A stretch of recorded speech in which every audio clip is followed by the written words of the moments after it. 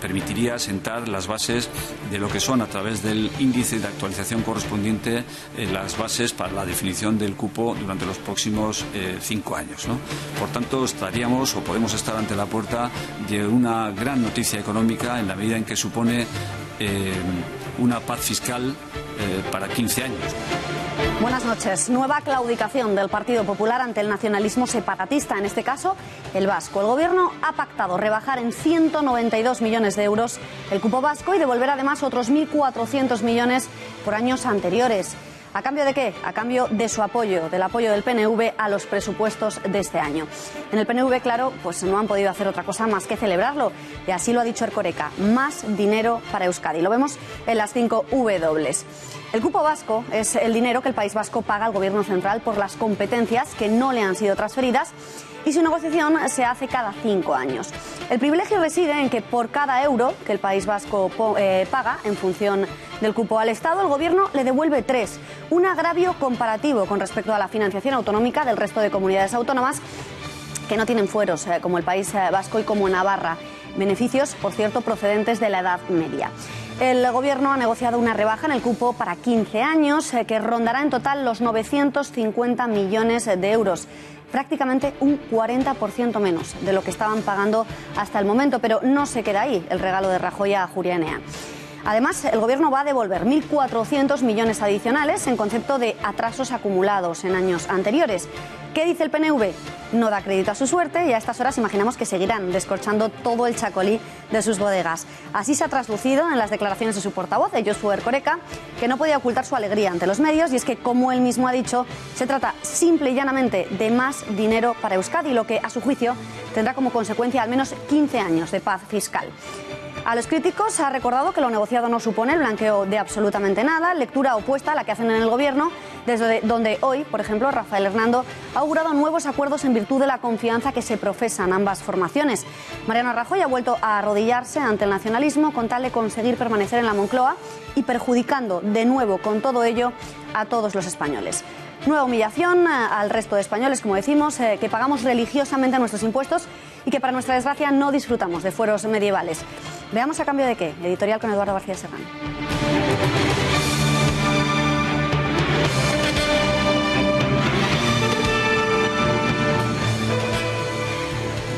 Buenas noches, Beatriz. Pues solo vemos la superficie del acuerdo, aquello que quedará plasmado en las actas del Congreso y en los boletines oficiales de España y de la Comunidad Vasca.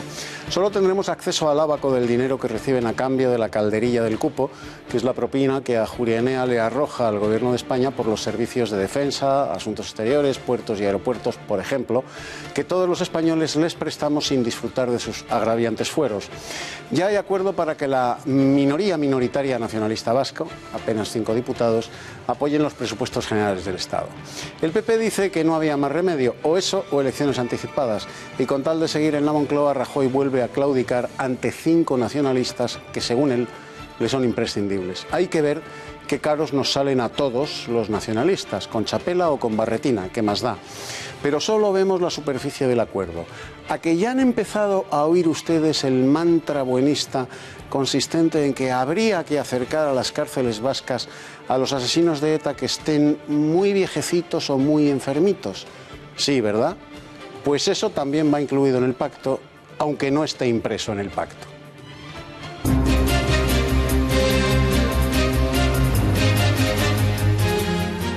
Hoy ha comenzado el debate parlamentario más importante del año, el de los presupuestos generales del Estado. Nos trasladaremos en directo al Congreso de los Diputados y les informaremos de las principales partidas de unos presupuestos que Cristóbal Montoro ha definido como de transición y que no son ni catastróficos ni arcangélicos, mientras invitaba a los demás grupos parlamentarios a abandonar la borrachera de gasto público. Artur Mas no acaba de asumir su condena. Ahora solicita al Tribunal Supremo que su inhabilitación, que le incapacita para el ejercicio de cualquier cargo público, no le impida presentarse a los comicios autonómicos catalanes. Señal inequívoca de que el Gobierno de la Generalitat está barajando seriamente la posibilidad de anticipar las elecciones. Jesús Gómez, exalcalde de Leganés y diputado del Partido Popular en la Asamblea de Madrid, reafirma ante el juez Velasco que él advirtió a los responsables del partido, a través de una persona de confianza de Rajoy, de la corrupción de Ignacio González y de la cuenta que tenía en Suiza. También le ha contado al juez la operación de espionaje de la que estaba siendo víctima Cristina Cifuentes para encontrar algo oculto en su vida personal y profesional, con lo que poder chantajearla para que se suspendiese la investigación sobre Ignacio González. 9 de los coches de Cabify que se trasladaron a Sevilla para prestar servicio durante la Feria de Abril fueron incendiados en una acción de piquetes que, al parecer, y por las conversaciones capturadas por la policía, forman parte de las asociaciones sindicales de los taxistas sevillanos.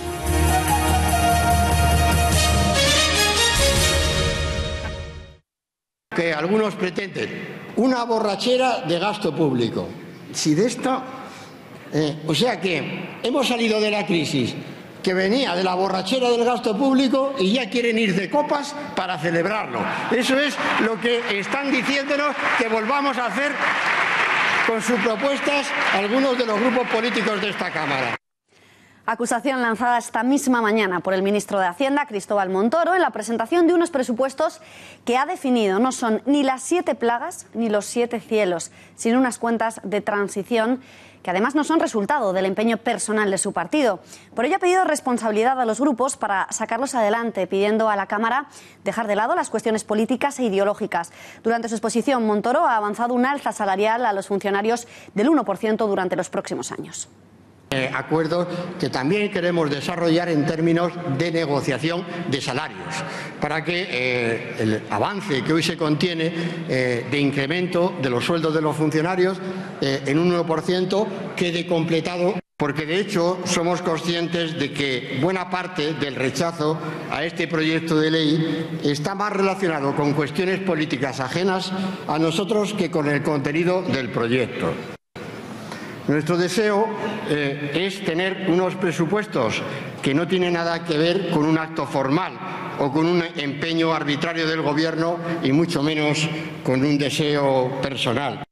Y la oposición predice que los presupuestos desatarán las 7 plagas. Frente a ello, los gobiernos defendemos que vamos a alcanzar el 7º cielo. En unos momentos nos iremos en directo hasta el Congreso de los Diputados, donde continuaba hasta hace unos instantes ese debate para la tramitación de dichos presupuestos. Antes escuchamos las reacciones que ha provocado en los grupos parlamentarios con representación en la Cámara estas palabras de Cristóbal Montoro, y para ello contamos ya con la ayuda de Alba Vila y de Paloma Valverde. Alba, empezamos por ti. Muchas han sido las críticas surgidas entre los partidos tras equiparar Montoro el gasto público con una borrachera. Danos más detalles de todas estas reacciones. Buenas noches. Muy buenas noches, Beatriz. Pues desde el Partido Socialista, Pedro Saura ha arremetido contra el ministro de Hacienda por comparar el gasto social con irse de copas y emborracharse. Por su parte, desde Podemos, la portavoz en el Congreso, Irene Montero, le ha respondido al ministro que la borrachera es la que se ha pegado el Partido Popular con la corrupción. Compromís, de nuevo, reafirma su no a los presupuestos, al mismo tiempo que considera y califica el discurso de Irene Montero de paternalista y recentralista. Muchísimas gracias, Alba. Una polémica de la que el presidente del Gobierno ha preferido quedarse al margen y, manteniendo el perfil bajo al que nos tiene acostumbrados, tan solo ha deseado que el Gobierno pueda sacar adelante unos presupuestos que son necesarios para nuestro país. Pero creo que estamos yendo por el buen camino, y todo eso pues da lugar, como dijo el ministro también en su intervención, a un aumento importante de la recaudación, lo cual nos permite dedicar más dinero a pensiones, sanidad y educación, y por tanto a los problemas que realmente le interesen a la gente. Así que creo que es un buen presupuesto. Espero que podamos aprobarlo en esta Cámara. Volvemos a la redacción. Paloma, no todo han sido reacciones negativas. Ciudadanos, Coalición Canaria o Nueva Canaria tampoco tienen previsto hacer una enmienda a la totalidad de los presupuestos del Partido Popular. ¿No es así? Buenas noches también. Buenas noches, Beatriz. Pues en el caso de Nueva Canarias no ha quedado clara cuál es su postura. Es un apoyo que para el PP es determinante, pero que su diputado no ha dejado claro ante los medios. Lo que sí ha dejado claro es cuáles serían las exigencias que su partido necesitaría para poder compensar, según él, el maltrato que han sufrido las islas a través de enmiendas parciales. Lo escuchamos. Un presupuesto que tiene las mismas características anteriores, con algunas levísimas modificaciones en relación con los asuntos canarios, que son los que a Nueva Canarias le ha permitido decir, digo, mire, estamos dispuestos a discutir y a negociar sobre una posibilidad de tratar de compensar en parte el maltrato que ha sufrido Canarias a través de los 5 presupuestos anteriores. Por su parte, el portavoz de Economía de Ciudadanos, Toni Roldán, ha subrayado hoy el papel jugado por la formación naranja en la negociación de los presupuestos. También se ha llevado el mérito asegurando que Ciudadanos ha supuesto un cambio de rumbo en las políticas sociales y de modernización del país. Básicamente creemos que estamos satisfechos porque Ciudadanos ha conseguido, a través del trabajo y a través de la negociación, que haya unos presupuestos en este país y que estos presupuestos signifiquen un cambio de rumbo claro para la clase media y trabajadora de este país, que va a tener una serie de políticas sociales que van a mejorar. Por su parte, la portavoz de Coalición Canaria en el Congreso, Ana Oramas, ha asegurado que su partido sí apoyará los presupuestos desde 2017 por coherencia y responsabilidad y ha asegurado que los canarios no pueden esperar más a que se aprueben infraestructuras o políticas sociales. Y desde luego, Coalición Canaria va a apoyar estos presupuestos por coherencia y por responsabilidad. Por responsabilidad con 2 millones de hombres y mujeres de Canarias que no pueden esperar más. Por los planes de empleo, por los convenios de inversiones en infraestructura, en carreteras, por las ayudas del POSEI agrícola, porque no podemos esperar más. Por último, y para el Gobierno el más importante, escuchamos a Aitor Esteban, quien ha asegurado que el PNV rechazará las 7 enmiendas en su totalidad. Que es un buen acuerdo que además no va contra nadie ni perjudica en absoluto a nadie, que creo que es adecuado para el momento que estamos viviendo. Evidentemente siempre hemos tenido en la cabeza la agenda vasca.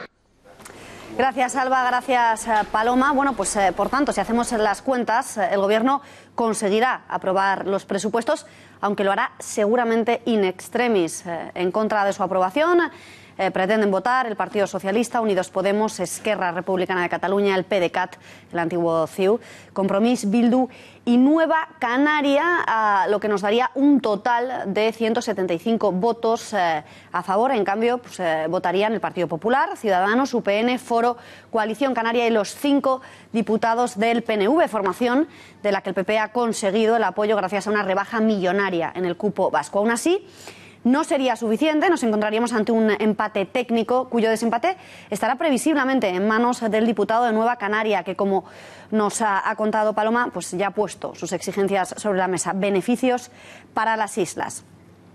Es sin duda la noticia del día, el acuerdo alcanzado entre el Gobierno y el Ejecutivo vasco, en virtud del cual el Partido Popular avala rebajar el cupo vasco en 192 millones este año. A este pacto se ha referido la mañana de este miércoles Cristóbal Montoro, asegurando que supone cumplir un programa político inexcusable por el que nadie se tiene que sentir agraviado. Menos cauto que Montoro se ha mostrado el portavoz del Gobierno en el Congreso de los Diputados, Rafael Hernando, quien ha celebrado el acuerdo como el primero de otros nuevos pactos futuros, dada la relación de mutua confianza entre ambos partidos. El clima que se ha creado de confianza entre el PNV y el Partido Popular es un clima que debería permitirnos que en el futuro pues siguiéramos dialogando y poder alcanzar nuevos acuerdos. Y si en el Gobierno estaban contentos, en el PNV les ha faltado brindar con champán. Su portavoz, Josu Erkoreka, no ha podido esconder su alegría por un acuerdo que supondrá más dinero aún para el País Vasco.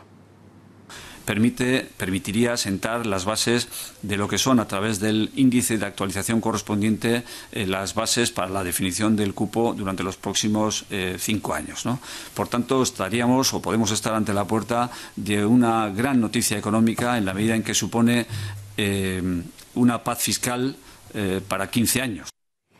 Pero ¿qué es realmente el cupo vasco? ¿Cómo funciona? ¿En dónde reside el problema a todo ello? Lo vemos ya en la siguiente crónica.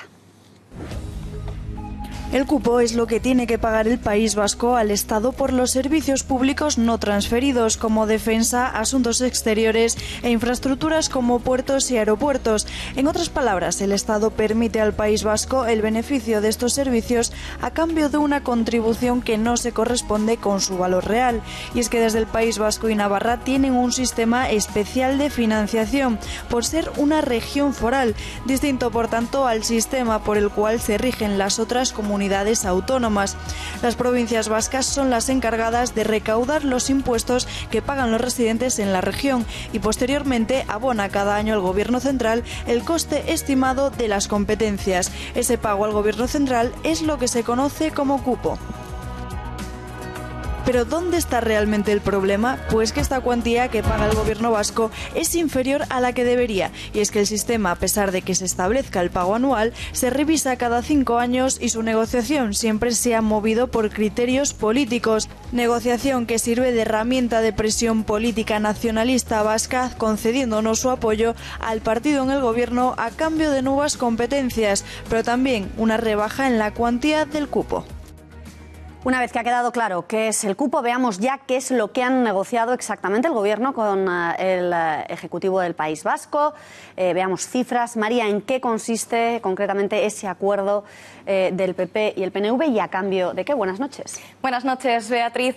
Pues parece ser que no se ha negociado mucho porque los vascos han salido muy beneficiados. Vamos a ver en qué ha conseguido y cuál es la parte de este acuerdo. El requisito del Gobierno era que el PNV apoyase los presupuestos de 2017, pero a cambio, ¿qué le han dado los vascos? Pues nada más y nada menos que una rebaja en el cupo para los próximos 15 años de más de 500 millones de euros. Vamos a explicarlo. El cupo para 2017 ha quedado fijado en 1.300 millones de euros. Pero esta cantidad hay que descontarle las políticas activas de empleo, con lo que queda en 956 millones de euros. Es decir, 540 millones de euros que el fijado en el presupuesto de 2016. Pero no se queda ahí el regalo del Gobierno, porque además se compromete a pagarles 1.400 millones adicionales por las discrepancias con el cupo desde el año 2017. El pacto también incluye un cronograma de inversiones en las ferroviarias que acaba de construir un tren de alta velocidad que esté operativo dentro de 5 años y que pueda estar conectada con Francia en el 2025. En este asunto no han querido darnos cifras de lo que le costará al Gobierno esta inversión. Y otro de los ámbitos principales en los que se han centrado en la negociación ha sido la competitividad de las empresas, con el fin de que éstas puedan exportar más, para que lo acordado, que en la tarifa eléctrica, vuelva a ser como antes y los costes de la electricidad sean más competitivos para la industria. Es decir, que el Gobierno también se ha comprometido a bajarles la tarifa de la luz. ¿Qué obtiene el Gobierno a cambio? El apoyo del PNV en la tramitación de los presupuestos de este año. Como decíamos, Beatriz, una negociación que a priori encontramos que hay un ganador claro. Desde luego, María Matos. Pagar lo que se les dé de servicios que ellos no tengan. No, desde luego que no. Mi pregunta es, me parece mal, pues porque no es lógico, la distribución tiene que ser uniforme, porque somos un país conjunto, igual, o sea, todos debemos ser iguales, en fin, que es un tema de igualdad. El cupo vasco, pues me parece una discriminación para el resto del país. Pues, hombre, yo creo que tendría que pagar lo mismo, ¿no? O sea, al igual que otras comunidades, tendría que ser equitativo. ¿El cupo vasco? Sí. Pues a mí no me gusta un pelo. ¿Por qué? Porque el cupo vasco significa que lo que ellos ganan, nosotros lo perdemos. El dinero siempre es el mismo. Bueno, un abuso. Es que a mí los vascos, la verdad, están en un plan que todo lo que hagan me parece mal. Cuando el reloj marca las 9 menos 10 de la noche, conocemos ya en directo cómo se ha desarrollado ese debate a los presupuestos durante la tarde de hoy. Lo hacemos ya con la ayuda de María Durán. María, ¿cuáles han sido los titulares más destacados? Buenas noches, Beatriz. Pues estábamos muy pendientes de la respuesta del ministro Montoro al Partido Socialista a cuenta de la corrupción, y es que Antonio Hernando, portavoz socialista en la Cámara Baja, le ha anunciado al Partido Popular que su corrupción ha destruido la confianza no solo en los presupuestos, sino en absolutamente todo, y que ha cerrado cualquier puerta al diálogo. Varios medios habían publicado que Montoro tenía preparada una gran réplica, pero que finalmente se ha quedado en reconocer que la corrupción les avergüenza y enfada en su partido, pero ha dicho Montoro, no solo pasa en el Partido Popular. Los nacionalistas, como decimos, también han tenido su parte de protagonismo, no solo el Partido Nacionalista Vasco, que está inmerso en esas negociaciones con el Gobierno, sino también por parte de Alberto Garzón, quien ha intervenido por Unidos Podemos en lugar de Pablo Iglesias, que les ha acusado a los nacionalistas vascos de negociar, dice, a golpe de chequera, algo que no ha gustado nada a Montoro, que les ha acusado a ellos, a los morados de Podemos, de ser una amenaza a la estabilidad. Y también Esquerra Republicana de Cataluña, que ya nos tiene últimamente acostumbrados a copar titulares, en este caso Joan Tardá, en una intervención bastante extraña en la que se ha dedicado a citar a todos los grandes empresarios españoles, ha dicho que no pueden contar con su partido desde el Gobierno porque estos presupuestos benefician, dice, a la corrupción legal. Muchísimas gracias, María Durán, y buenas noches. Pues se ha hablado mucho de corrupción, como ven, en este debate de los presupuestos. Se han referido varios de los diputados a los escándalos de corrupción que acorralan al Partido Popular en las últimas semanas, con especial incidencia en Madrid, tras destaparse el caso Lezo.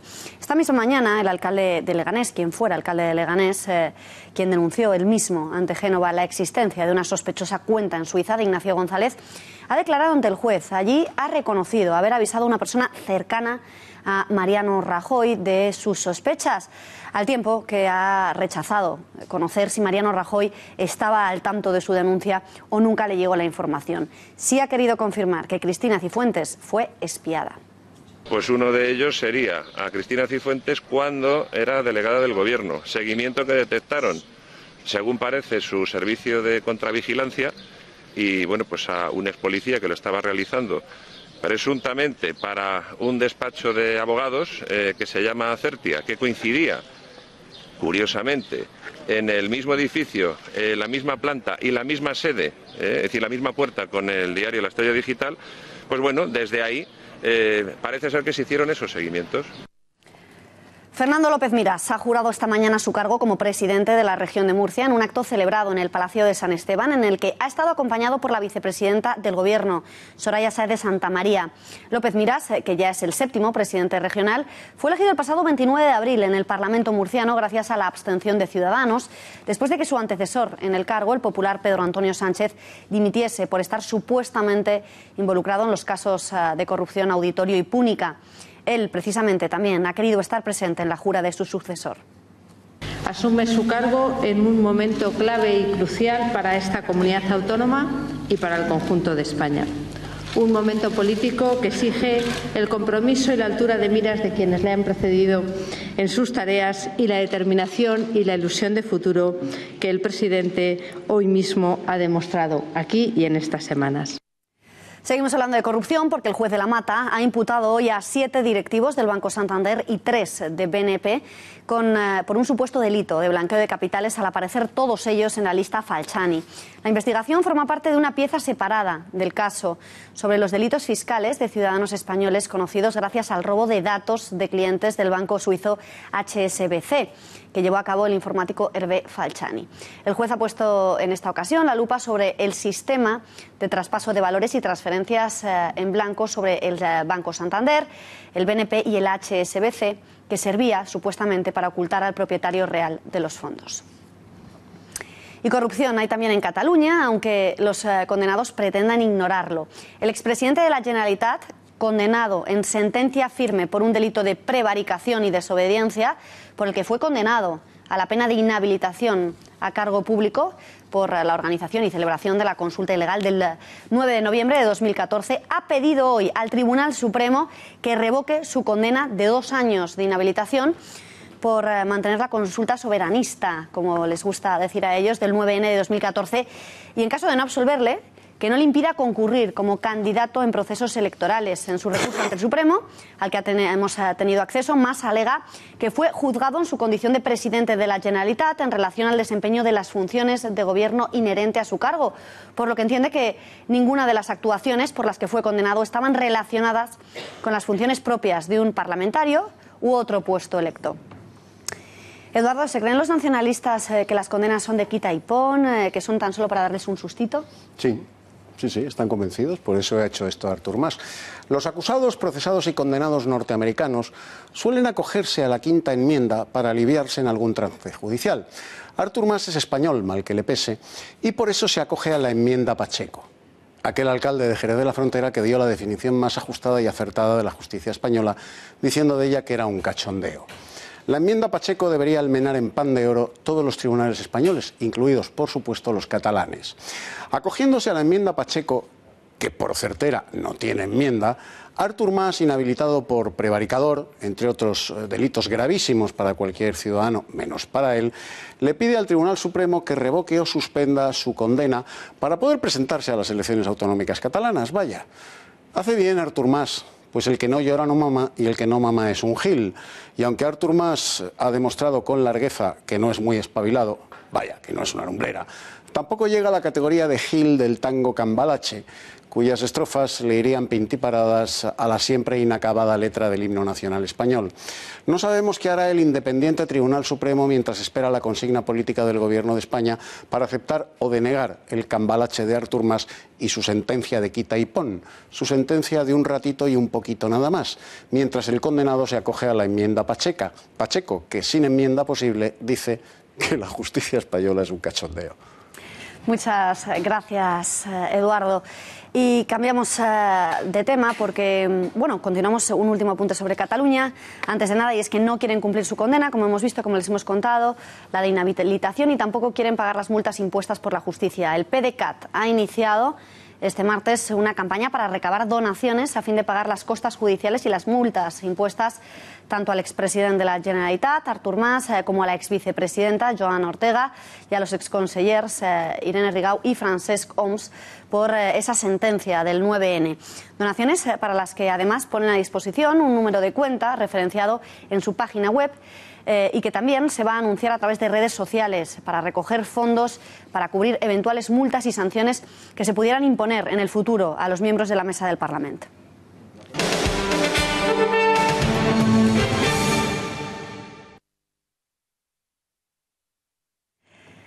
Y este que van a escuchar es lo que dijo un taxista en Sevilla 24 horas antes de que prendieran fuego a 9 Cabifys. Se trata de la grabación que hizo un joven cuando hablaba con un taxista en Sevilla. En plena carrera y ante la pregunta del joven sobre qué pensaban hacer los taxistas ante la llegada inminente de Cabify a la capital hispalense, el taxista aseguraba sin dudar lo que tenían pensado prenderles fuego. Ahora, el colectivo niega cualquier relación con lo acontecido la madrugada del lunes en plena Feria de Abril. Entonces aquí, ¿qué le vais a hacer a los del Cabify? ¿Pero qué le vais a hacer vosotros? Nosotros meterle fuego a los coches a partir de la feria. ¿En serio? Seguro. Pero ¿y usted también le va a meter fuego? ¿Usted, no, usted personalmente? Eso es secreto. Hombre, pero usted piense que... No, no le vamos a hacer. ¿Quién, cómo y dónde? Eso no, nadie lo sabe. Pero que hacen gente con X y le identifique. Pero ¿y eso ya está planeado? Sí. Ya estaba planeado. 9 vehículos de la empresa de alquiler de coches con chofer Cabify que prestaban servicio en la Feria de Abril de Sevilla fueron quemados en una finca de la localidad de Castilblanco de los Arroyos, donde también estaban descansando los conductores en una casa del mismo recinto. La Guardia Civil se ha hecho cargo de la investigación a través de la Policía Judicial de La Rinconada, que ha comenzado a recabar datos sobre lo sucedido. La Unión Nacional de Autoturismos, UNAUTO, ha detallado en un comunicado que el suceso se producía en el aparcamiento del hotel de la Villa Rural y que los agresores cerraron las puertas de la finca para evitar la salida de los conductores que estaban descansando en ese momento. Uno de los conductores, para poder escapar de las llamas, llegó a empotrar otro coche contra la puerta, según cuenta ese mismo comunicado, que la compañía ya ha anunciado, está estudiando presentar cargos contra los agresores por incluso hasta un delito de intento de homicidio.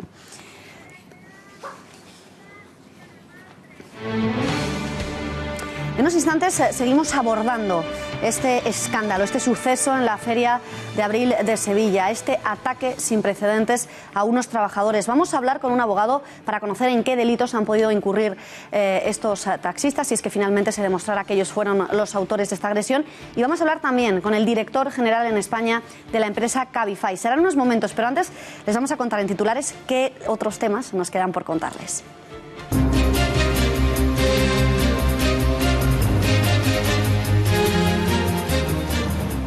Y es que a lo largo de los próximos minutos abordaremos también la guerra abierta entre la gestora del Partido Socialista y la formación morada, Podemos.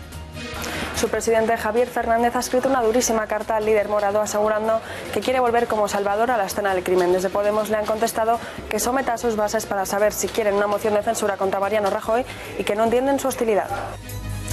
De hecho, en Podemos siguen adelante. Ya han puesto fecha a la manifestación para promover esa moción contra Mariano Rajoy.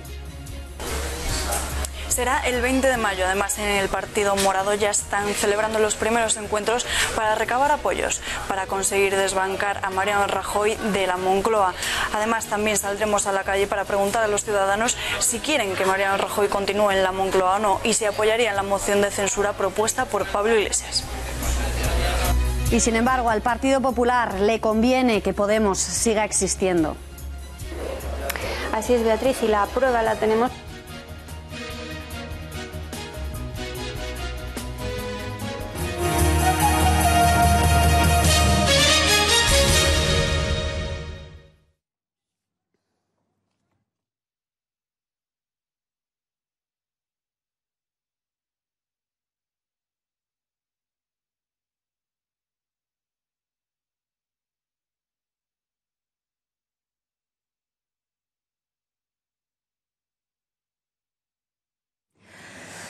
Parece que estamos teniendo algunos problemas técnicos. En unos minutos recuperamos el resto de titulares. Antes seguimos abordando el resto de informaciones. Y es que les contábamos hace unos instantes esa guerra que está teniendo lugar entre los taxistas, entre el gremio de taxistas y Cabify. Muchísimas son las protestas que se han ido sucediendo en los últimos meses, hasta culminar en lo que hemos visto en estos días en la Feria de Sevilla. De confirmarse que fueron los taxistas los responsables de encerrar a los conductores de Cabify y prender fuego a los vehículos, ¿en qué delitos habrían incurrido? Se lo preguntamos ya al abogado penalista Juan Ospina. Señor Ospina, ¿encerrar a unos trabajadores para que no puedan ejercer su trabajo y prender fuego a los vehículos es un delito? Y si es así, ¿con qué penas se castiga? Buenas noches. Buenas noches, Beatriz. Los hechos acontecidos en Sevilla son gravísimos y habría que entrar a analizar la particularidad de cada uno de ellos. Si efectivamente se puede demostrar que hubo una retención por parte de los taxistas a los conductores de Cabify, podríamos entrar a valorar que ha sido una detención ilegal con penas de hasta 6 años de prisión. También podríamos entender que si se ha intentado quemar a un conductor dentro de su vehículo, podríamos estar inclusive ante una tentativa de homicidio con una pena que puede ir de 5 a 10 años de prisión. Subsidiariamente, habría que calificar los hechos penalmente, aparentemente, como un delito de coacciones, porque se ha impedido ejercitar la libertad, y también de un delito de daños por los incendios que se acontecieron a los vehículos, que ambas penas podrían tener un marco de hasta 6 años de prisión.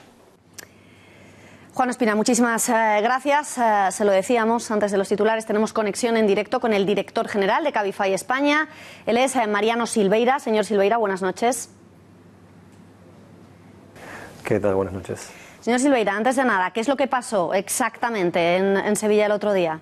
Bueno, luego de una apuesta clara por la ciudad de Sevilla y por entender que el sevillano durante la feria lo único que quiere hacer es divertirse, pasarlo bien y demás, lo que quisimos hacer es reforzar nuestra oferta de servicios en la ciudad, incrementando la oferta de vehículos que ya teníamos y acordando con una empresa de prestación de servicios que trabaja con nosotros aquí en Madrid para poder poner a disposición determinada cantidad de vehículos y conductores durante todo el tiempo que durará la feria. Estaba funcionando con cierta normalidad porque realmente veníamos sufriendo diferentes agresiones e insultos y persecuciones, pero no más de lo habitual que ya venimos sufriendo en los últimos meses en la ciudad. Y concretamente ayer en la madrugada nos hemos encontrado con 9 vehículos incendiándose dentro de la finca que habíamos contratado para que los conductores pudieran descansar y pudieran guardar los vehículos durante la noche. Y bueno, por suerte no ha sido algo tan grave desde el punto de vista de heridas de personas o de fatalidad por ese lado, pero sí de daños materiales, y podría haber sido muchísimo más grave porque bueno, lo que han hecho han sido cerrar el portón desde fuera y podría haber sido mucho más grave porque podrían haber quedado atrapados en el incendio. Los taxistas, sin embargo, niegan cualquier relación con lo acontecido en Sevilla. Hemos escuchado esos audios en los que lo reconocían. ¿Piensan desde Cabify emprender algún tipo de acción legal? A ver, hay una denuncia claramente ya registrada de estos incidentes. Ahí queremos ser muy prudentes y no entorpecer la investigación. Hemos puesto a disposición de la Guardia Civil y de la Brigada de Investigación todas las pruebas y la información necesaria y realmente creemos y confiamos en que la justicia actuará rápido y podrá encontrar a los culpables. En cuanto a las manifestaciones de diversos sectores del taxi, la verdad que no entendemos muy bien si lo niegan, si lo condenan. Sí nos gustaría que, obviamente, además de condenarlo, que pudieran aportar y facilitar la investigación para que esto siguiera adelante. Ante los últimos acontecimientos, ¿han pensado ustedes en medidas adicionales de seguridad para proteger a sus conductores? ¿Cómo está afectando a sus trabajadores trabajar con este grandísimo nivel de tensión? Los trabajadores y los conductores que prestan servicio para Cabify claramente sufren en el día a día este tipo de agresiones. de conductas realmente condenables desde todo punto de vista de parte de algunos taxistas. Por suerte son taxistas de un grupo minoritario, y lo que hacemos, por supuesto, es ponernos a disposición y tratar de primero condenar todos estos actos y sobre todo denunciarlos ante el más mínimo incidente y trabajar conjuntamente con la Policía Nacional para, por supuesto, que estas actuaciones terminen lo antes posible, ¿verdad? Eso es importante. Sí es clave destacar que los conductores que estaban prestando servicio en Sevilla, que habían logrado bajar de Madrid, se quedarán en la ciudad, seguirán trabajando allí hasta que termine la feria y, por supuesto, intentaremos seguir dando el mejor servicio desde Cabify para los sevillanos. No es la primera vez, ni por desgracia, por lo que estamos viendo, parece que será la última, que sus conductores sufren agresiones por parte del gremio de taxistas. ¿Qué otras agresiones nos puede relatar?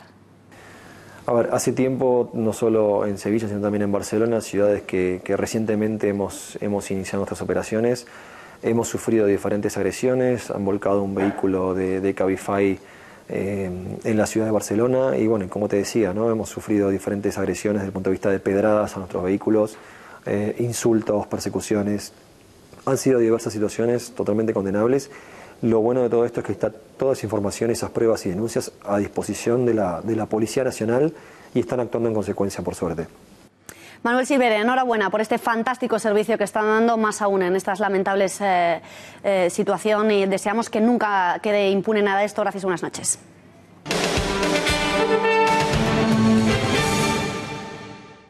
Creo que no es sensato por su parte responder con tanta hostilidad. Estamos planteando la necesidad de sacar al partido más corrupto de Europa de unas instituciones que está parasitando y parece que del Partido Socialista solamente recibimos insultos. Así ha respondido Pablo Iglesias a la durísima misiva pública enviada hoy por el presidente de la gestora socialista. Pero es que en Podemos siguen adelante en su intención de conseguir en las calles lo que no consiguieron en las urnas. Ya han puesto fecha a una manifestación en la que pedirán sacar a Rajoy de la Moncloa. Será el próximo día 20 de mayo. Hoy también los morados han escenificado una reunión con los proetarras de Bildu para pedirles su respaldo ante la moción que siguen pretendiendo presentar. Pero veamos ya qué decía exactamente esa carta enviada esta mañana por Javier Fernández como respuesta a la anterior carta enviada por el líder de Podemos el pasado lunes. Fernández acusa a Iglesias de presentar esa iniciativa para volver como salvador a la escena del crimen. Tampoco quiero polemizar contigo por las declaraciones en las que, al hilo de la carta que me envías relativa a la moción, hablas de equivocaciones del Partido Socialista derivadas de la investidura de Mariano Rajoy. Pero le recuerdo que no hubieran tenido lugar si el partido que diriges hubiera permitido un gobierno alternativo para el que existiera mayoría suficiente. Créeme que cada vez que lo reiteras tengo la sensación de que pretendes regresar como salvador a la escena del crimen. Ya sé que es una forma tópica de decirlo, pero en este caso me parece particularmente exacto. Se despacha el presidente de la gestora. Por su parte, Pablo Echenique no pierde la esperanza, pide a los socialistas recapacitar y que pregunten a sus militantes si estarían de acuerdo con esa moción. Nosotros vamos a consultar a todos los inscritos en España si quieren que sigamos adelante con la moción de censura a Mariano Rajoy, y desde aquí aprovecho para animar a la gestora del PSOE a que haga lo mismo. A lo mejor, si la gestora del PSOE pregunta a su militancia si debe o no el PSOE apoyar esta moción de censura, se encuentra con una sorpresa. No. ¿Por qué? ¿Por qué? Estamos bien como estamos. Sí. ¿Por qué? Porque es un corrupto. Pues porque la alternativa tampoco es mucho mejor, o sea que entonces más vale y malo conocido que alguien que sea mucho peor, vamos. No. Pues no sé, la verdad. ¿Por qué? Porque no está haciendo bien las cosas del gobierno, debería mejorar. No. ¿Por qué? Porque es el mejor presidente del gobierno que tenemos en este momento. Yo no apoyaría una moción de censura. No. Claro. Por supuesto. ¿Por qué? ¿Por qué? Porque no se puede estar diciendo que no se entera de nada cuando está más involucrado que nadie. No. Es el presidente del gobierno, fue el más votado y no le tienen que hacer nada.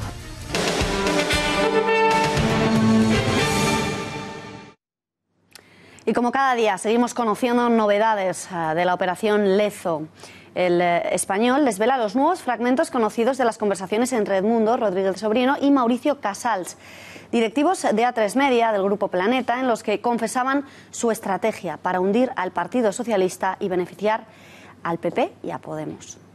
El sándwich al PSOE con La Sexta funciona de cine. Son palabras pronunciadas por el propio Mauricio Casals, presidente de La Razón en 2016. Forman parte de los audios grabados a los directivos de A3 Media que trataron de chantajear a Cristina Cifuentes para que dejara de investigar la corrupción del PP de Madrid que vamos conociendo con cuentagotas gracias al caso Lezo. Casals se pronunciaba así con el entonces consejero delegado y presidente de INASA, el ahora encerrado en prisión Edmundo Rodríguez Sobrino. Charlaban sobre la estrategia para hundir al PSOE, encumbrar a Podemos y beneficiar al PP que pusieron en marcha en 2015 y 2016, años de citas electorales. Confirman así la acusación recurrente de medios y partidos que llamaban a La Sexta Telepodemos por el gran bombo que se daba a diario a sus líderes en detrimento del PSOE y de Ciudadanos. Además, en la misma conversación, el encarcelado Rodríguez Sobrino le cuenta a Casals que en el Consejo, Josep Cregueras, el presidente de Planeta y A3 Media, les había ordenado tratar bien a la señora, en referencia a Cifuentes, a quien ellos trataban por su parte de parar los pies para que dejara de investigar a Ignacio González, porque explican va a dar 2 universidades y ellos quieren aspirar a una, y es muy importante la operación. Rodríguez Sobrino también dice en la conversación que no estaría de más que se sepa por ahí que Planeta puede verse favorecido con una universidad privada, para acto seguido justificar sus palabras, porque macho, ya les han dado bastantes cosas, ¿no? Refiriéndose sin duda a las concesiones de radio y televisión del grupo A3 Media. La grabación también pondría de manifiesto la lucha de intereses dentro del Consejo de uno de los conglomerados de medios de comunicación más grandes de España. Rodríguez Sobrino se refiere al proceso puesto en marcha por la Comunidad de Madrid y añade, refiriéndose de nuevo a Cregueras, que hijo de puta es, a lo que Casals corrobora: acojonante, sí, es acojonante. Pues no es que fuera un secreto a voces, de hecho durante años bastaba con poner la televisión para darse cuenta de lo que estaba pasando en La Sexta, pero hasta ahora no teníamos la confirmación de los propios cerebros de la estrategia para convertir su cadena en una suerte de Telepodemos que beneficiara a los morados y por ende al Partido Popular y que relegase al Partido Socialista al olvido, en el mejor de los casos, ya que también hemos visto al canal arremeter durísimamente contra el principal partido de izquierdas de nuestro país. Vamos a recordar cómo se produce esa sucesión de acontecimientos de la que le estamos hablando. En 2014, un recién nacido Podemos encuentra todo tipo de facilidades para realizar una intensísima campaña en La Sexta, que les lleva a conseguir 5 escaños en el Parlamento Europeo con apenas 3 meses de vida. Pablo Iglesias se convierte en un habitual de los principales programas políticos de la cadena, Al Rojo Vivo, en el que casi a diario aparecen él o algún miembro de su formación, La Sexta Noche, donde cada sábado algún fundador de Podemos es entrevistado y desde donde se permite a Iglesias cargar contra cualquier miembro del Partido Popular. Recordemos, por ejemplo, que es aquí donde critica el nombramiento como alcaldesa de Ana Botella por ser mujer de Aznar. Claro que entonces faltaba todavía mucho para el nombramiento de su novia como portavoz e incluso aparece en El Objetivo, en Salvados, con episodios dedicados exclusivamente a su figura. ¿La Iglesia pagará el IBI? Vamos, que sí lo pagará. ¿Usted es Pablo Iglesias? Sí. Reconocido por la tele. Claro. Y por el pelo. Claro. ¿Y a él no le conoce? Pues bueno, he tenido que renunciar a un montón de cosas que me encantaba hacer en mi vida, como salir a tomar una cerveza con mis amigos o ir a cenar a un restaurante. Ahora... Renunciar directamente, no puedes hacerlo ya eso. Sí, lo puedo hacer, pero se convierte en un espectáculo en el que tengo que sacar la cara del Pablo público.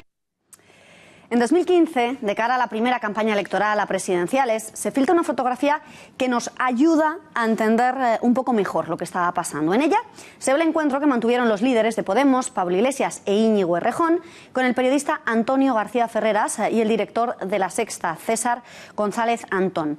Tuvo lugar además en uno de los restaurantes con más renombre de la capital en ese momento, el Sudestada, cuyo precio medio ronda los 240 euros por persona. Pero es que durante las campañas de 2015 y de 2016 no solo fue habitual que La Sexta diera cabida a Podemos a diario, también se cebaron con el Partido Socialista en cuanto pudieron. Vean cómo criticaban a Pedro Sánchez, Ferreras y su mujer, la periodista y presentadora del Objetivo, Ana Pastor. No va a acudir a la entrevista prevista, la entrevista electoral dentro de la ronda de candidatos a presidente de gobierno. Es el secretario general del PSOE, no va a ir el domingo al Objetivo. No va a ir. No se llama problemas de agenda. Se llama miedo, se llama cobardía.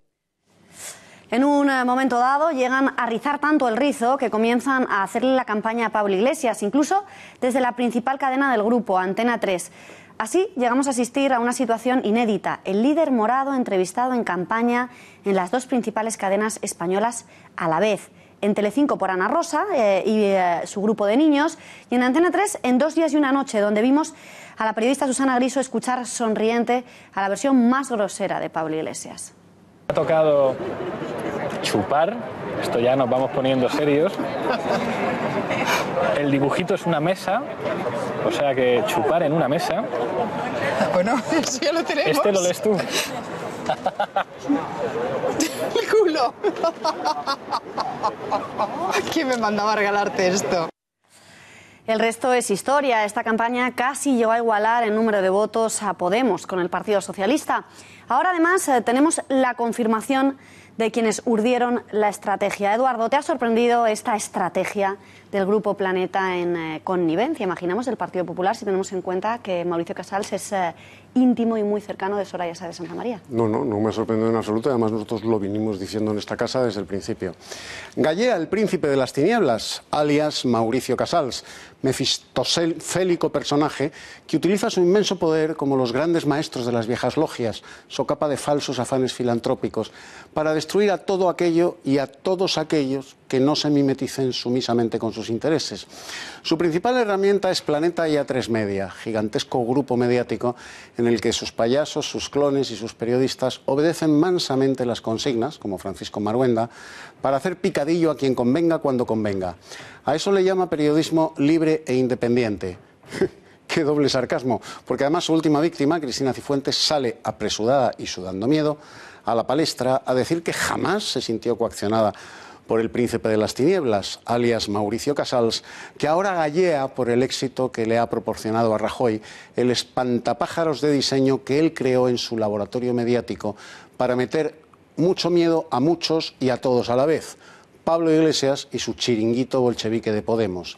A3 Media le puso alfombra roja, de qué color si no, a un mediocre fanatizado como Pablo Iglesias para que el suflé del pánico social, directamente proporcional al decadente ridículo del PSOE, le llenara las alforjas de votos al PP. El príncipe de las tinieblas, alias Mauricio Casals, no utiliza su poder mediático para buscar la verdad. Utiliza A3 Media para intoxicar de frivolidad a la sociedad española y emponzoñarla de miedo. Lo reconoce él mismo. Ahora solo falta saber si su espantapájaros, Pablo Iglesias, estaba en la pomada como agente de Mauricio Casals o solo ha sido un tonto útil.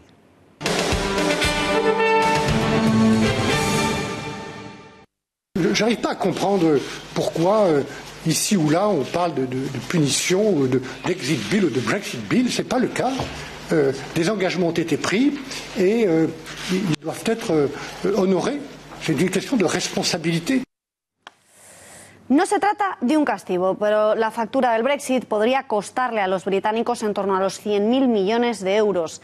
Hasta ahora se hablaba de que la factura del divorcio británico estaría en torno a los 60.000 millones de euros, pero varios países en Europa han endurecido su postura. El negociador de la Comisión Europea, ya lo han escuchado, sobre el Brexit, el francés Michel Barnier, subrayó este miércoles que la suma que el Reino Unido deberá pagar por salir de la Unión Europea no es un castigo ni un impuesto, sino que obedece a la necesidad de Londres de cumplir con los compromisos adquiridos. Se adoptaron unos compromisos y estos deben cumplirse. Es una cuestión de responsabilidad.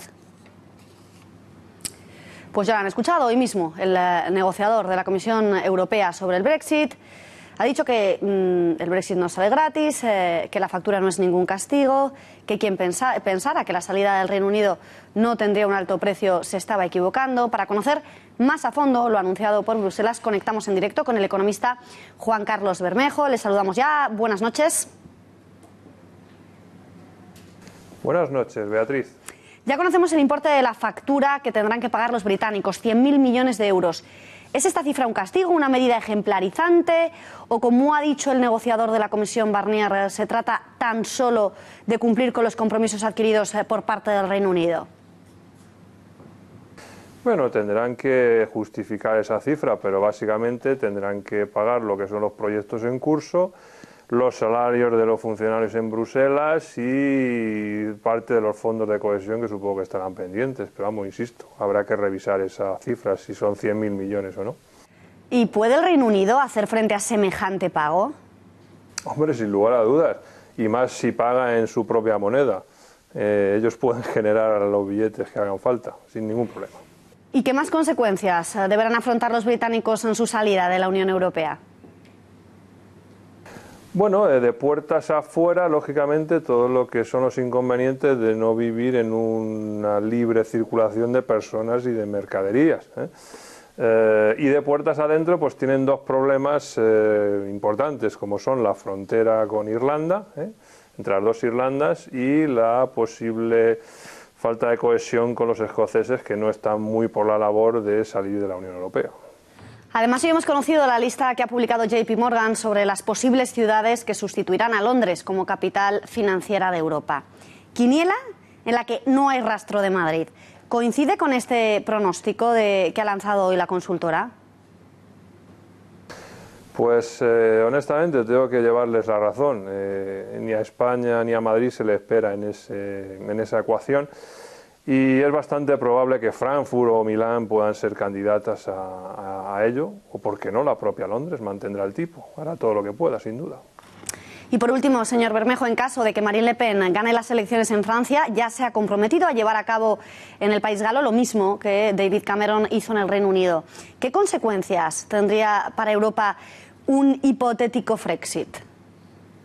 Bueno, pues sería el fin de la Unión Europea, porque si los dos principales socios fundadores renuncian a estar en ella, pues lógicamente, tal como la conocemos, dejaría de existir. Señor Bermejo, gracias y buenas noches. Pues Eduardo, ya lo hemos visto, es un castigo lo que está haciendo Bruselas con el Reino Unido para que a nadie más en Europa se le ocurra darse el piro. Bueno, más que un castigo es un aviso para navegantes, porque vamos a ver, Bruselas de aquí a 2019 no va a imponerle ese pago al Reino Unido por salir de la Unión Europea, pero ni de lejos. Bruselas está buscando desesperadamente, estamos en los primeros compases del Brexit, hasta 2019 queda tiempo, y ahora Bruselas, bueno, pues lo que trata es lo que decías tú muy acertadamente, de dar un aviso a navegantes, dada la amenaza que también hay de Frexit en Francia, el domingo lo sabremos, para que nadie tome el camino que ha tomado el Reino Unido. Estamos en esas, pero de aquí a 2019 la situación se suavizará, porque el Reino Unido no es Grecia, no es Luxemburgo, no es Holanda, es una enorme, una gigantesca potencia, sobre todo una potencia financiera, que además tiene mercados abiertos en todo el mundo, con lo cual no se va cualquiera. Y Bruselas no va a permitir que el Reino Unido se desconecte de una manera absoluta, que es lo que busca fundamentalmente Inglaterra, de Bruselas. Le harán un traje a medida, que es lo que están buscando los ingleses. Y al final se llevarán el gato al agua, el santo y la seña. Estarán en la Unión Europea sin estar formalmente. Serán un socio preferente, en fin, buscarán cualquier fórmula para que el Reino Unido disfrute de todas las ventajas de estar en la Unión Europea sin ninguna de sus obligaciones. Pues veremos, Eduardo, si se cumple tu pronóstico, lo contaremos aquí. Gracias. Y del Reino Unido, de Bruselas, nos vamos ya hasta Estados Unidos, porque allí Trump prometió muchas cosas. Una ley de protección del no nacido, retirar la financiación al gigante abortista Planned Parenthood o nombrar a jueces pro vida para la Corte Suprema de Estados Unidos. Fueron, como decimos, solo algunas de las medidas, de las promesas electorales de Donald Trump, si llegaba a ser elegido presidente. 3 meses después de su llegada a la Casa Blanca, ya nadie puede negar que Trump está a favor de la vida. La última decisión del presidente para proteger los derechos del no nacido ha sido el nombramiento de la activista provida Charmaine Just como una nueva secretaria adjunta para Asuntos Públicos en el Departamento de Salud y Servicios Humanos. Bueno, conocemos más detalles ya de esta defensora provida. Tiene todos los detalles Almudena Martínez Bordío. Almudena, buenas noches. Buenas noches, Beatriz. Se trata sin duda de un cambio radical, ya que la activista provida Charmaine Jones sustituirá a Kevin Griffiths, un gran defensor del aborto y vicepresidente de comunicación de la multinacional del aborto Planned Parenthood, elegido por el expresidente Barack Obama. Jones ha sido analista del Partido Conservador de Mujeres Preocupadas por América y tras graduarse trabajó en la oficina de personal de la Casa Blanca durante el mandato de Ronald Reagan. Además, ha sido presidenta durante varios años de la Asociación Americanos Unidos por la Vida, una asociación que ha tenido un papel esencial en la defensa de los derechos del no nacido. Esta organización abogaba por la prohibición del aborto pasadas las 20 semanas o de la venta de la píldora del día después. A partir de ahora es previsible, por tanto, un viraje en las políticas sanitarias de Estados Unidos y así a Trump le será más fácil cumplir con algunas de sus más importantes promesas electorales. Almudena, muchísimas gracias. Buenas noches a ti también y buenas noches a todos ustedes porque nos tenemos que marchar. Les dejamos con Tiempos Modernos. Gracias por nada. A las 10 de la noche El Gato al Agua y nosotros volvemos mañana a las 8:30 de la tarde. Les esperamos. Gracias y buenas noches.